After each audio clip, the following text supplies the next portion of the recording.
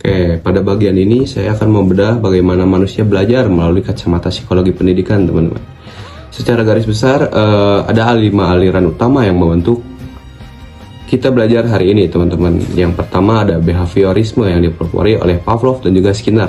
Teori ini melihat belajar sebagai perubahan perilaku yang diamati secara nyata. Rumusnya sederhana, teman-teman. Yang pertama ada stimulus dan juga respon yang kedua. Di kelas, aliran ini mendasari adanya sistem reward dan juga punishment, yaitu hukuman. Reward itu hadiah. Untuk membentuk kebiasaan para siswa. Nah, yang kedua ada kognitivisme dari Jean Piaget. Berbeda dengan behaviorisme, aliran ini melihat manusia sebagai makhluk yang rasional, yang aktif untuk memproses informasi. Nah, bagaimana belajar adalah proses mengubah mental dan juga pemikiran di dalam otak. Nah, oleh karena itu guru juga harus menjaga keseimbangan antara ceramah dan juga aktivitas berpikir seperti refleksi dan juga refleksi terhadap diri si siswa ini sendiri agar siswa tidak frustasi saat belajar, teman-teman. Yang ketiga ada konstruktivisme dari Lev Piaget. Teori ini menolak anggapan bahwasanya siswa adalah kertas kosong yang pasif. Sebaliknya, siswa ini didorong dengan aktif untuk membangun pengetahuannya sendiri lewat pengalaman dan juga interaksi sosial budaya.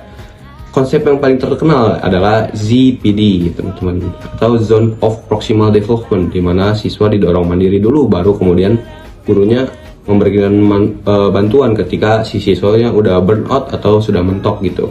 Yang keempat ada eksperiensialisme dari John Dewey. Ini tuh berbasis eksperimen, teman-teman. Ini dipelopori oleh John Dewey dan juga David Kolb. Nah, aliran ini menekankan bahwasanya pengetahuan tidak bisa ditransfer secara instan.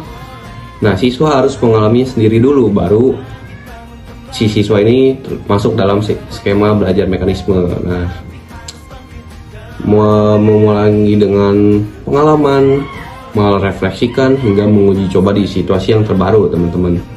Guru juga di sini murni gitu bertindak sebagai fasilitator untuk pengalaman atau pembuka wadah. Yang terakhir ada humanisme dan juga sosial konseptual dari Albert Bandura. Aliran ini berfokus pada potensi unik siswa dalam melihat manusia belajar dengan observasi dulu gitu, dengan meniru atau modeling. Dan juga di kelas ini guru berperan sebagai fasilitator yang memanusiakan hubungan dan juga menjelaskan alasan nyata bagaimana si suatu materi ini bisa dipelajari gitu, agar si siswanya ini termotivasi secara internal gitu. Nah, ya, sekarang yang kedua kita masuk dan juga bergeser ke konsep bimbingan dan konseling. Secara etimologis atau guidance, bimbingan konseling ini berarti itu menuntun dan juga memberi petunjuk jalan begitu. Namun selama ini ada miskonsepsi besar gitu di sekolah. BK ini sering dicap sebagai polisi sekolah atau yang tugasnya cuma menghukum muridnya ketika ada kesalahan, juga sebagai keranjang sampah, tempat membuang masalah teknis, seperti ada siswa yang nunggak SPP gitu kalau di sekolah swasta gitu. Nah, teman-teman, untuk memperbaiki paradigma keliru ini, orientasi BK ini harus diarahkan kepada pendekatan juga pengembangan serta pencegahan yang preventif, teman-teman, yang berlaku untuk semua siswa, bukan juga hanya untuk siswa yang bermasalah gitu. Nah, menurut Wiels ada 4 landasan filosofis yang harus dijaga, teman-teman. Oke, yang pertama adalah pedagogis gitu ya. Pedagogis ini menciptakan kondisi sekolah yang kondusif, potensial, melihat si siswa ini apakah memiliki potensi yang baik gitu. Yang juga ada poin-poin seperti humanistik, religius, melalui pendekatan manusiawi dan juga ketuhanan.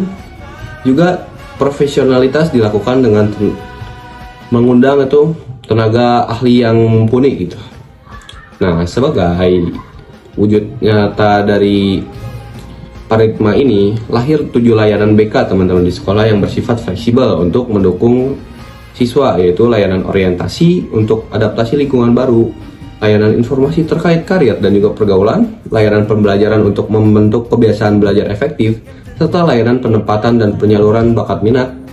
Selain itu ada layanan konseling yang juga secara perorangan atau privat gitu.